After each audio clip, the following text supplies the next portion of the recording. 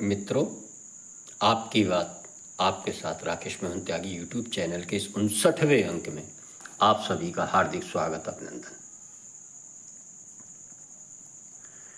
मित्रों, आज का ये अंक पूरी तरह समर्पित है हमारे आदरणीय मुख्यमंत्री योगी आदित्यनाथ जी की सारे सनातन राष्ट्रीय समाज को सचेत करने वाली, सजग करने वाली उस बहुचर्चित चेतावनी जिसका लक्ष्य समस्त सनातनी हिंदू समाज को, ये केवल भारतवर्ष के लिए नहीं, उनका संदेश पूरे विश्व में जहाँ जहाँ भी सनातनी समाज, हिंदू समाज रहता है, उन सबको ये चेतावनी है कि बटेंगे तो कटेंगे और एक रहेंगे तो नेक रहेंगे, सुरक्षित रहेंगे। मैं नहीं समझता कि किसी भी राजनीतिक दल के किसी भी नेता ने भारतवर्ष की आज़ादी के बाद हिंदू समाज को जागृत करने, झकझोरने वाली ऐसी चेतावनी दी हो। देश की आज़ादी से पहले, देश की आज़ादी के बाद पिछली बीती शताब्दी में एक अपवाद अगर हम सबके ध्यान में है, ऐसी चेतावनी समाज को जागृत करने वाली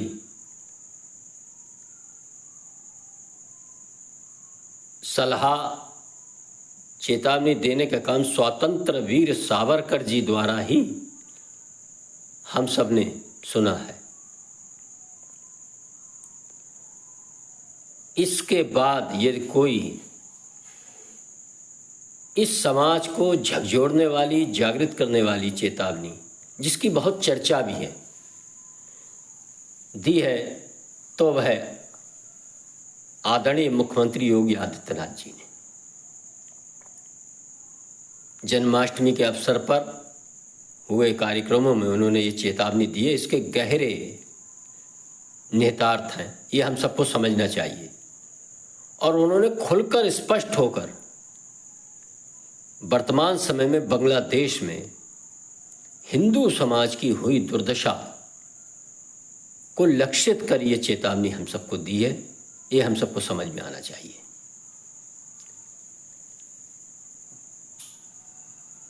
उन्होंने कहा है कि जैसे हिंदू समाज के सामने गंभीर चुनौतियां बांग्लादेश में केवल बंटने के बाद कटने के रूप में सामने आई हैं, यह चुनौती हम सबके समक्ष ही भारतवर्ष में पेश ना आए, इसलिए हमको सचेत और सजग रहना चाहिए।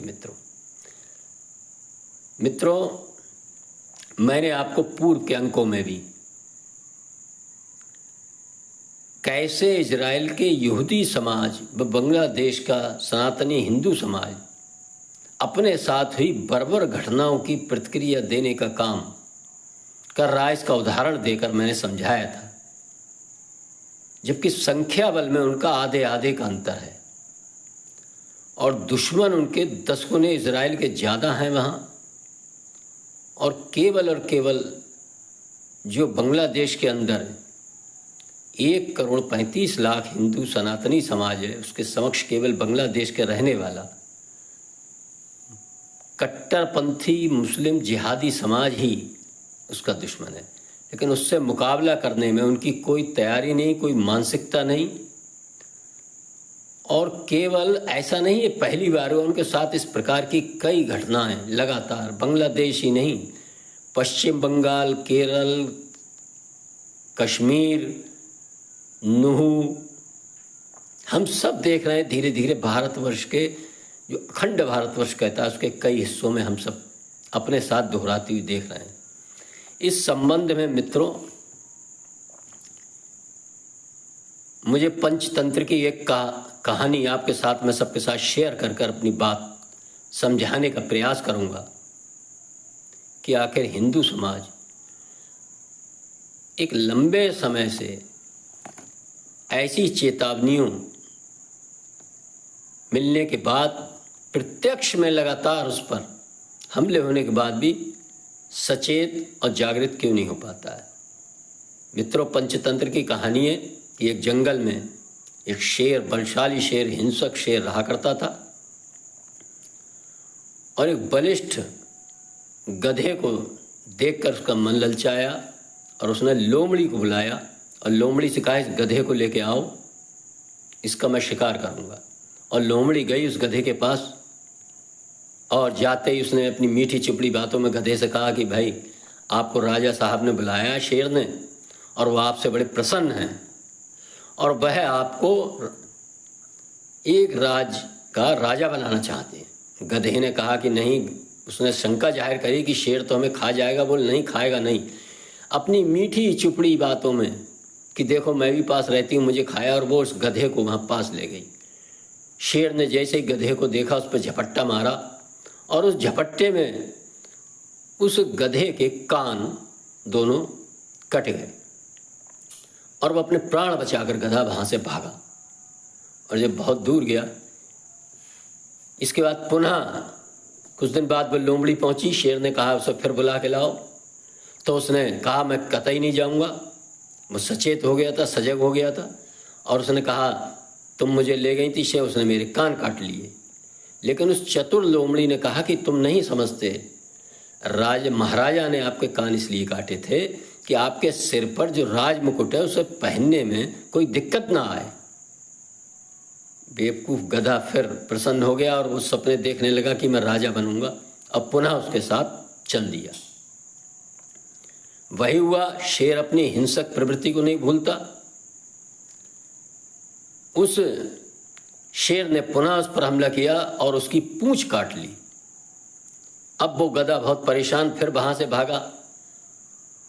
फिर लोमड़ी उसके पास आई और उसको समझाया, तो उसने कहा तुम तो कहती थी कि ये नहीं, मेरे कान भी काट लिए, मेरी पूंछ भी काट ली।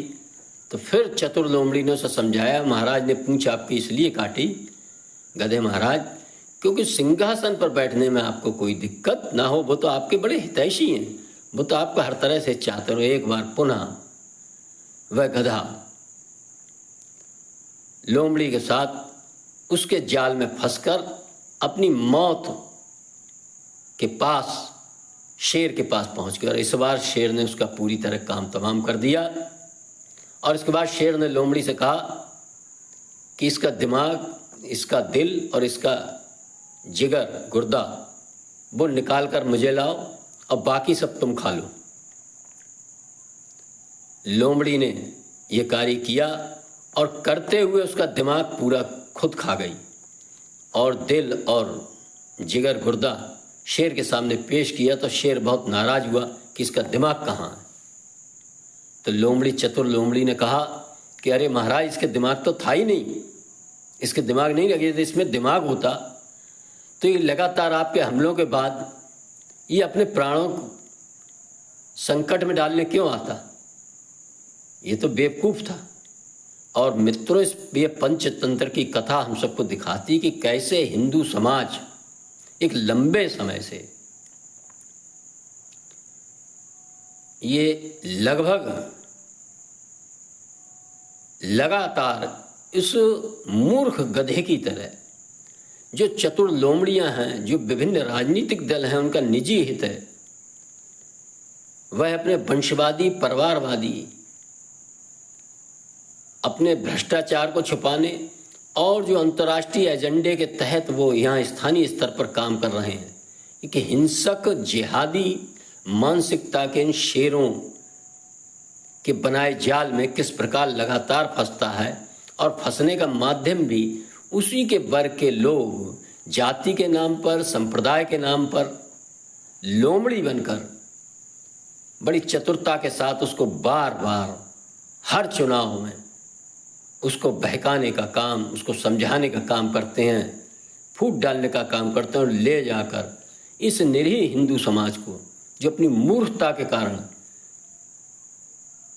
कुछ भोली भाली बातों में फ्री बिजली मिलेगी, फ्री ये मिलेगा, हमारा खड़ंजा नहीं पड़ा, बत्ती 24 घंटे में केवल 18 घंटे आ रही है, 19 घंटे 20 घंटे क्यों नहीं आ रही है, बिल देना है नहीं देना है, इससे कोई मतलब नहीं। मेरा मतलब ये है जो चतुर लोमड़ियाँ आती हैं वो तरह तरह की बातें समा देती हैं, आपका नेता आपकी नहीं सुनता, आपके पास नहीं आता, इस तरह तरह के छल प्रपंच भलावे में डालकर जाति के नाम पर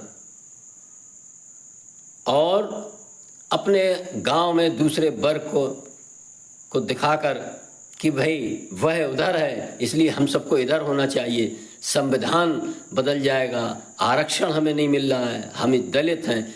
मेरा मतलब तरह तरह की हम सब देखेंगे बातें करके, ये चतुर लोमड़ियाँ हमको ले जाकर उन जिहादी, हिंसक और हत्यारे, मैं तो सीधा शब्द कहूँगा हिंदू और सनातन के हत्यारे, जिन्होंने बहुत लंबे समय से बीड़ा उठा रखा है कि इस भारतवर्ष में जो ये समाज शेष रह गया है विश्व का, इसको समाप्त करने का जो बीड़ा उठा रखा, उसमें सहायक बनने वाले ऐसे हिंसक शेरों के पास ले जाने का काम करती है। और हमारा हिंदू समाज लगातार आप सब देखते होंगे जाने का काम करते हैं। आदरणीय योगी आदित्यनाथ जी ने चेतावनी दी है, इसने निश्चित ही भारतीय जनमानस के मन को झकझोरने का काम किया होगा और ये चेतावनी कई बार विभिन्न स्तरों से हम सब ने देखी है।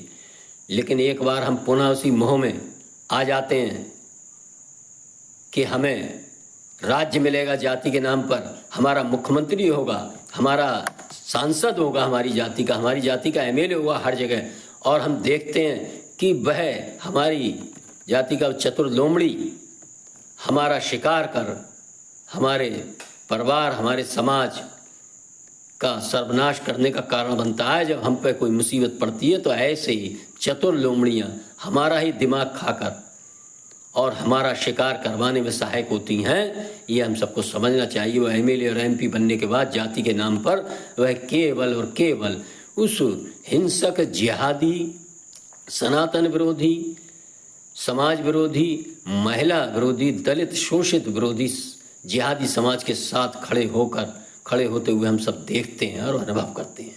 लेकिन इसके बाद भी, इस पंचतत्व की कहानी के बाद, हम उस मूर्ख गधे की तरह हर चुनाव में कोई न कोई एजेंडे में फंसकर अपना सर्वनाश करने पर तुले हुए हैं। निश्चित ही योगी आदित्यनाथ जी ने चेतावनी दी है, वह सारे समाज को ध्यान रखना चाहिए और हर चुनाव को ये समझना चाहिए कि हमारे अस्तित्व का प्रश्न है। और मैं ये नहीं कहता कि हम अपने निजी छोटी मोटी बातों को ना महसूस करें, उनकी मांग ना उठाएं, ना समझें, उनकी भी बात उठाएं, लेकिन ये बिल्कुल निश्चित जान रखें कि कहीं ऐसा तो नहीं कि लोमड़ी हमको ले जाकर शेर के सामने हमारा शिकार करने का माध्यम बन रही हो। इसके लिए हम सब सचेत रहें, सजग रहें, संगठित रहें।